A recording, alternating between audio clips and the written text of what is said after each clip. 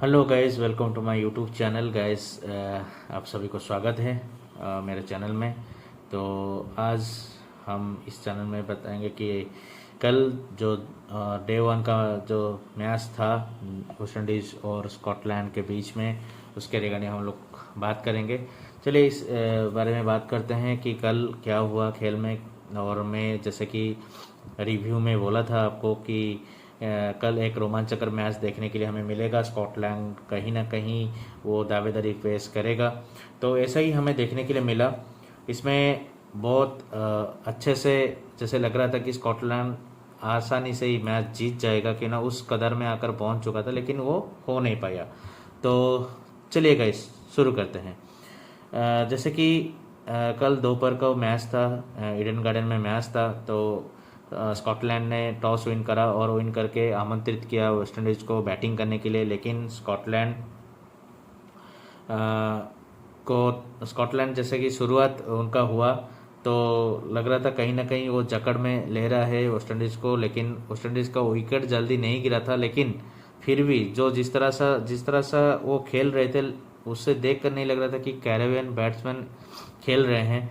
क्यों ना उनका जो रुतबा है, उनका जो स्टाइल है खेलने का टी20 मैच में, उससे विपरीत जाकर वो खेल रहे थे। क्यों ना साई होप हो गए या फिर ब्रेंडन किंग हो गए, जो कि एक अच्छा स्टार्ट उनको मिल गया था, लेकिन उसको बड़ी रन में कन्वर्ट नहीं कर पाए, जिसकी वजह से जो स्लो उनका पारी स्लो से उन्होंने स्टार्ट करा। जैसे कि ब्रेंडन किंग का अगर देखा जाए तो उन्होंने जब आउट हुए तो 30 गेंदों पर उन्होंने 35 रन बनाए थे, 4 चौके और 1 छक्के के साथ, जो कि स्ट्राइक रेट 116 का। लेकिन अगर साई होप का बात देखा जाए तो वो 22 गेंदों पर 19 रन बनाए थे, जो कि 86 के स्ट्राइक रेट से। तो इसी वजह से तो जो वेस्ट इंडीज़ का जो स्कोर था वो बहुत कम हो गया था, और 10 ओवर में सिर्फ 70 रन ही वो बना पाए थे 10 ओवर में। तो 54 जब रन उनका बना था तभी उनका पहला विकेट गिरा, जो कि साई ओव आउट हुए। उसके बाद जब 58 स्कोर था टीम का, तभी वो ब्रेंडन किंग आउट हो गए। उसके बाद सिमरन हेटमेयर और रवन पावल के बीच में एक साझेदारी बना, जो साझेदारी तकरीबन 37 गेंदों में 81 रन का वो साझेदारी बना। और जब रवन पावल आउट हुए 14 गेंदों पर 26 रन बनाकर, उन्होंने 2 छक्के 1 चौके के साथ उन्होंने रन बनाया था 171 स्ट्राइक रेट से। लेकिन कल सिमरन हटमैन की कुछ अलग रंग में वो देखने के लिए मिला उनको, और वो ड्रेसिंग रूम से मन बनाकर आए थे कि आज मैं कुछ परफॉर्म करूंगा। क्यों ना उनको हाल मतलब देखा नहीं जाता है कि वो प्रमोट होते हैं बैटिंग ऑर्डर में, लेकिन कल उनको प्रमोट करा गया और सिमरन हटमैन ने उसका बहुत अच्छे से उसको कन्वर्ट करा, और उन्होंने 22 गेंदों में ही अपना 50 रन बना लिए, 22 गेंदों में ही। और उनके बदौलत ही थोड़ा सा रन रेट में उधर आया, मतलब ऊपर आया वेस्ट इंडीज़ का। नहीं तो कहीं ना कहीं लग रहा था कि स्कॉटलैंड कल जिस तरह बॉलिंग कर रहा था तो 150 रन पर ही रोक लेता वेस्ट इंडीज़ को। लेकिन सेवन हटमेयर और रेवन पावल और सफरन रदरफोर्ड का जो आतिशी पारी 13 गेंदों पर 26 रन उन्होंने बनाए, 4 चौके और 1 छक्के के साथ 200 स्ट्राइक रेट से। तो उसी के बदौलत ही जो टीम का स्कोर 182 रन तक पहुंचा 5 विकेट गंवाकर। तो यहाँ पर अगर देखा जाए तो स्कॉटलैंड ने अच्छा बॉलिंग करा था। क्यों ना जहाँ पर 250 260 होने वाले थे, वहाँ पर ही स्कॉटलैंड ने उनको वेस्ट इंडीज़ को 182 रन पर ही उनको रख लिया। तो अगर रन का पीछा करने के लिए जब उतरी स्कॉटलैंड का टीम, तो इतना तो अच्छा नहीं था उनका पारी। क्यों ना अगर लग रहा था कि आज को स्कॉटलैंड कुछ अलग सा करके दिखाएगा, लेकिन वो हो नहीं पाया। क्यों ना जब टीम का स्कोर जब 7 रन था तभी पहला विकेट गिर गया, फिर जब 31 रन था तभी 2 विकेट गिर गया, फिर उसके बाद एक साझेदारी पौना था। और जो साझेदारी उनका हुआ उसका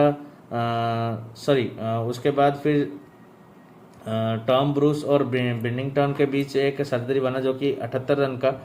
लेकिन जब 37 रन पर 3 विकेट गिर गया था तभी लग रहा था कि स्कॉटलैंड अभी ये मैच को जीत नहीं पाएगा, स्कॉटलैंड इस मैच को आगे बढ़ा नहीं पाएगा। लेकिन उसी टाइम ये जो पार्टनरशिप बना ब्रूस और बेरिंगटन के बीच में, टॉम ब्रूस और बेरिंगटन के बीच में जो पार्टनरशिप बना, ये स्कॉटलैंड को जीतने की कदर में आकर खड़ा कर लिया था। कि एक टाइम था जिस टाइम पे स्कॉटलैंड को सिर्फ 40 गेंदों पर ही 60-68 रन चाहिए था, और उस टाइम लग रहा था कि ये टी20 मैचों में ये कुछ भी नहीं है।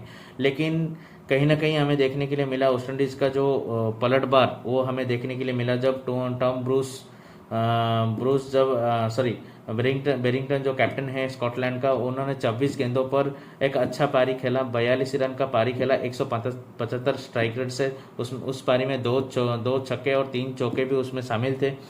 वो जब आउट हुए तभी लगा कि नहीं, कहीं ना कहीं स्कॉटलैंड यहाँ पर मैच हारने के कदर, मतलब हार जाएंगे, क्योंकि ना उस टाइम और नीचे और बैटिंग करने के लिए उतना एक्सपीरियंस नहीं था। इसी वजह से जो मैथ्यू क्रॉस आए वो भी कुछ कर नहीं पाए, 11 रन बनाकर आउट हो गए। लेकिन टॉम ब्रूस के ऊपर सारा से सारा जिम्मेदारी था, लेकिन उन्होंने 28 गेंदों पर 35 रन बनाए और आउट हो गए। लेकिन यहाँ पर एक देखने वाली बात यह थी कि रोमारियो सेफर्ड जो कि एक अच्छा गेंदबाजी करा, और उसके साथ साथ कल उन्होंने टी20 मैच में हैट्रिक लिया। वो 10वें खिलाड़ी बने वेस्ट इंडीज़ की तरफ से जो कि टी20 मैच में हैट्रिक लिए हैं, और कल एक ही ओवर में उन्होंने 4 विकेट जो लिया, वहाँ से ही मैच पलट गया, और जो जीतने का जो उम्मीद थी स्कॉटलैंड को वो नहीं हो पाया, और स्कॉटलैंड अपना सारा विकेट ऑल आउट हो गए। वो 147 स्कोर में ही ऑल आउट हो गए, और कल जो लग रहा था कि एक बड़ा उलटफेर होने वाला है, लेकिन वो हो नहीं पाया। और कल दिन में मैच ऐसा था कि पाकिस्तान और नीदरलैंड के बीच में भी लग रहा था कि नीदरलैंड कहीं ना कहीं भारी पड़ रहा है पाकिस्तान के ऊपर, और कल वेस्ट इंडीज और स्कॉटलैंड के मैच में भी देखा गया कि कहीं ना कहीं भारी पड़ रहा है स्कॉटलैंड वेस्ट इंडीज़ के ऊपर, लेकिन वो हो नहीं पाया। वेस्ट इंडीज इस मैच को जीत गया, और उन्होंने 35 रनों से इस मैच को जीता, और एक अच्छी शुरुआत उन्होंने टी20 वर्ल्ड कप में किया है। और जैसे लग रहा था कि आगे जो मैच है इंडिया और यूएसए के बीच में, तो लग रहा है इसमें भी कुछ उलटफेर होने वाला है। तो चलिए इस बारे में तो हम आगे बात करेंगे, लेकिन ये मैच जो एक अच्छा मैच हमें देखने के लिए मिला, यहाँ पर बहुत रोमांचकर था। क्यों ना रोमारियो सेफर्ड का जो हैट्रिक था वो देखने वाली बात थी। क्यों ना इतना हैट्रिक इतना नहीं होता है रेगुलर बेसिस में, तो हमें एक अच्छा मैच देखने के लिए मिला। तो गाइस, चैनल में बने रहिए, लाइक कीजिए, शेयर कीजिए, सब्सक्राइब कीजिए, और बेल आइकन को हिट कीजिए आने वाले अपडेट पाने के लिए। Thank you so much.